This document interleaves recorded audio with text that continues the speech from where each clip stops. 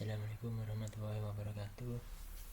Perkenalkan, nama saya Gunawan Pratama dengan NIM 2006311000143. Di video kali ini saya akan sedikit memberitahukan terkait aplikasi yang saya gunakan. Di sini saya menggunakan media pembelajaran modul yang menggunakan Meet App Inventor atau MIT App Inventor. Nah, pada tampilan awal ini terdapat beberapa menu bagian. Yang pertama ada CP. Nah, di sini CP yang saya bahas sistem komputer. Untuk CP-nya ini tujuan pembelajarannya, dan juga ada JKI atau jaringan komputer dan internet. Berikut CP/ATP JKI.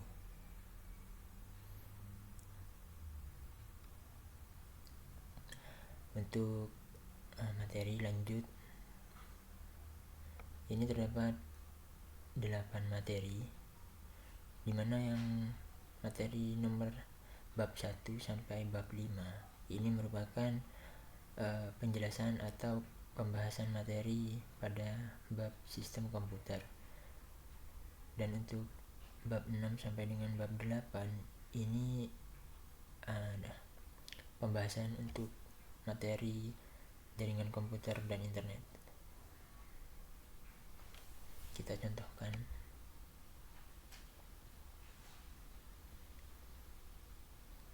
Bab 1, komputer dan komponen penyusunnya.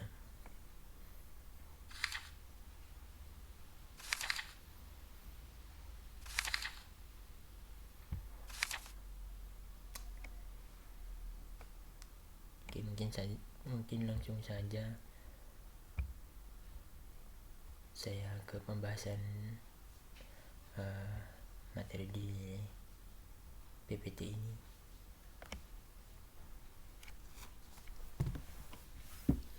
Oke, lanjut. Untuk sistem komputer adalah kumpulan dari perangkat keras, hardware, software, dan juga firmware yang saling bekerja sama untuk memproses data, menghasilkan informasi, serta menjalankan berbagai tugas sesuai dengan instruksi yang diberikan.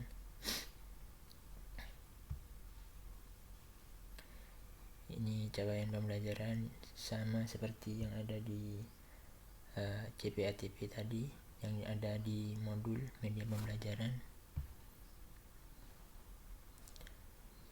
Komputer dan komponen penyusunnya.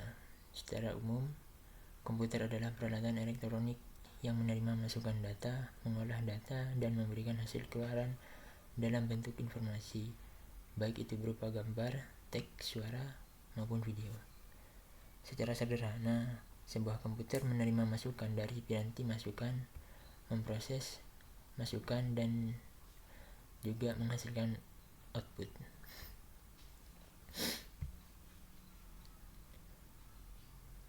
Berikut adalah contoh komponen dari perangkat keras. Dalam komponen perangkat keras ada berupa 3 pemrosesan. Yang pertama ada input. Untuk perangkat keras, pada komponen input ini ada mouse, terus juga ada trackpad, keyboard, mikrofon, dan lainnya. Untuk pada tahapan proses ini seperti sistem operasi atau prosesor dari sebuah komputer tersebut. Dan yang terakhir ada komponen keluaran atau output. Di sini ada perangkat keras, yakni proyektor, monitor, printer, scanner, dan yang lainnya. Lanjut untuk komponen perangkat lunak. Di sini ada beberapa contoh, yakni yang kita bisa ketahui ada sistem operasi, yakni Android, Linux, iOS, Microsoft, dan lainnya. Dan untuk pengguna, di sini kita sendiri. Maksudnya itu dari pengguna, yakni berupa administrator, terus ada juga teknisi juga ada, dan lainnya. Untuk yang kedua ada bab interaksi manusia dan komputer, atau yang biasa dikenal IMK. IMK adalah serangkaian proses komunikasi atau kegiatan yang dilakukan oleh pengguna atau manusia untuk berinteraksi dengan komputer secara interaktif, dengan harapan mampu menyelesaikan tugas atau masalah pada penggunaannya. Jadi, seperti yang kita dapat lihat pada gambar di samping, ini contoh dari IMK. Di sini ada manusia dan juga ada sebuah komputer, di mana mereka ini saling melakukan sebuah proses, di mana nanti hasilnya itu akan berupa output. Kurang lebihnya seperti itu.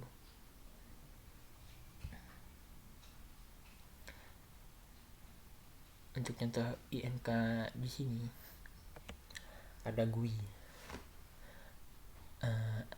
GUI itu juga disebut antarmuka pengguna grafis.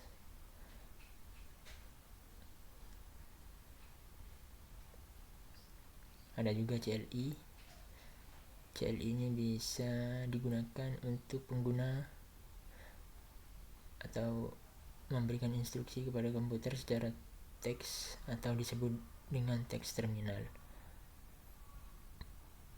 seperti halnya dengan codingan.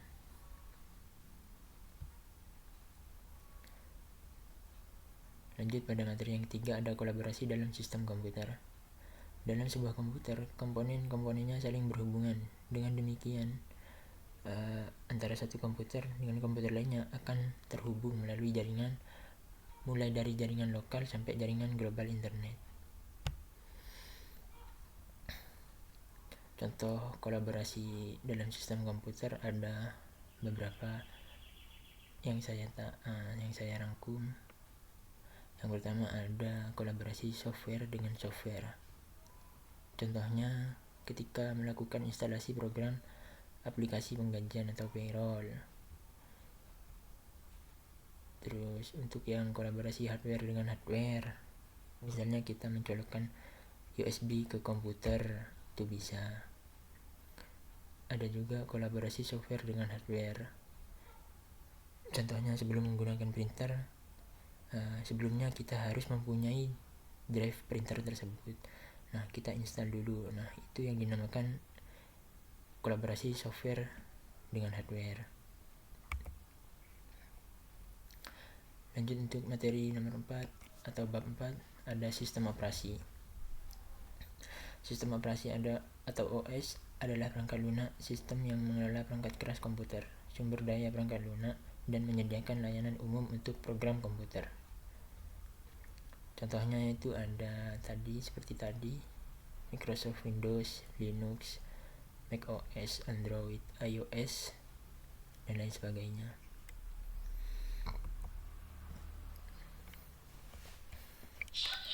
Lanjut untuk yang kelima, ada jaringan komputer dan internet. Jaringan komputer adalah kumpulan perangkat komputer yang saling terhubung dan dapat saling berbagi data atau sumber daya lainnya. Kalau internet adalah jaringan komputer global yang sangat besar, menghubungkan jutaan komputer di seluruh dunia. Untuk capaian pembelajaran JKI,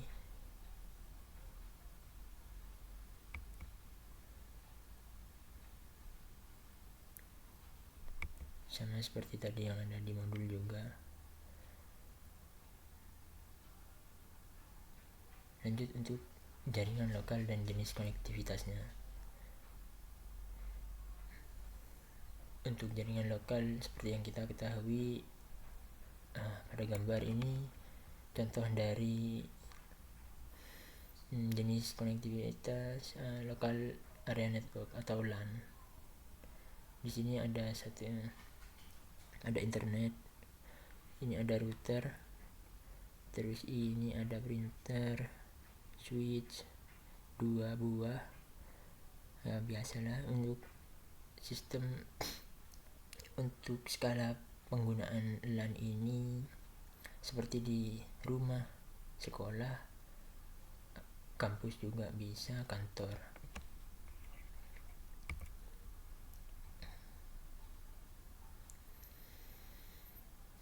Dan contoh yang lainnya ada konektivitas internet pada jaringan berkabel. Konektivitas internet pada jaringan berkabel pada umumnya memanfaatkan jaringan kabel atau telepon maupun televisi yang terhubung dengan internet service provider. Contohnya itu ada dial up PSTN, ADSL, LAN, dan lain sebagainya. Untuk jaringan nirkabel itu contohnya ada GPRS, Wi-Fi, dan juga akses satelit.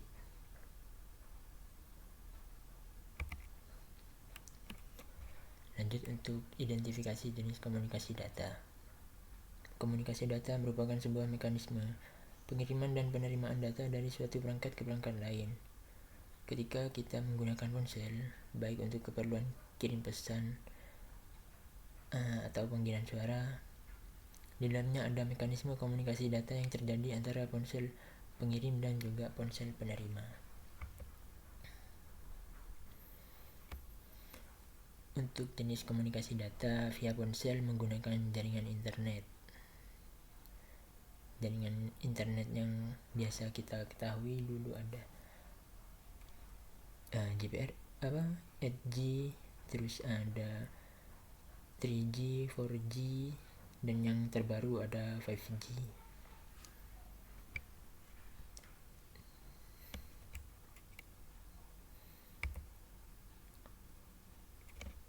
Dan untuk yang terakhir ada proteksi dokumen. Adalah upaya untuk mengamankan dokumen digital atau fisik dari akses yang tidak sah.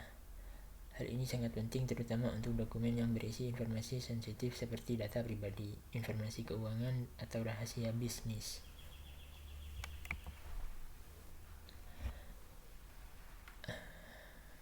Ini ada beberapa contoh atau upaya di mana upaya ini kita bisa lakukan agar data kita tidak mudah diretas oleh yang tidak bertanggung jawab.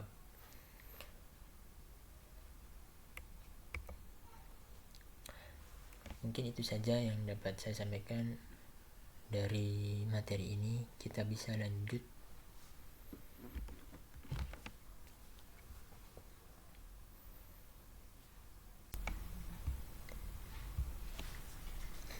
Oke, baik. Lanjut untuk tadi materi sudah. Lanjut untuk kuis. Kuis di sini saya membuat sekitar 20 soal, yang mana semua itu adalah pilihan ganda dan juga ada gambarnya. Oke, mari kita jawab satu-satu.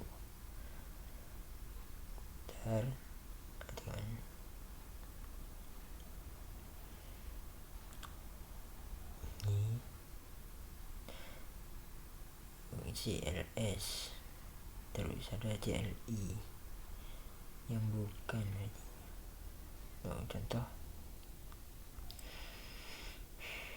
Lanjut untuk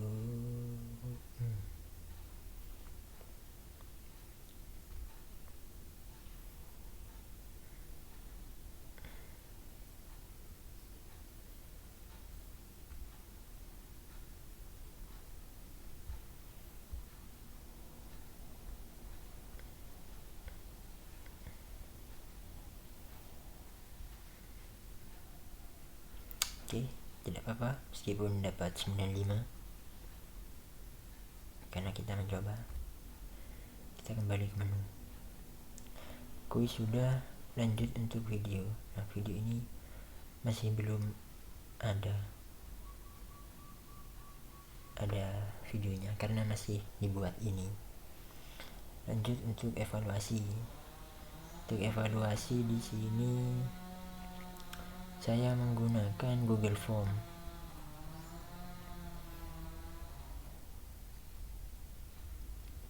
Kita isi dulu ya. Nah, di soal evaluasi ini ada materi Siskom dan juga JKI.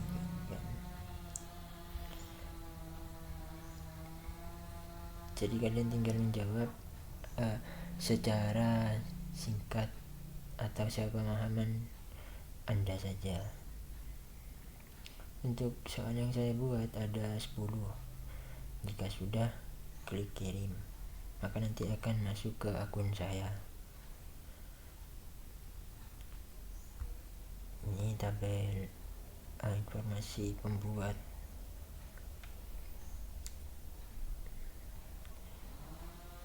Mungkin itu saja yang dapat saya sampaikan, kurang lebihnya saya mohon maaf. Untuk nanti materi video, terus ada PPT, terus ada modulnya juga, mungkin nanti saya bisa cantumkan di Google Drive di video ini. Oke, kurang lebihnya saya mohon maaf. Wassalamualaikum warahmatullahi wabarakatuh.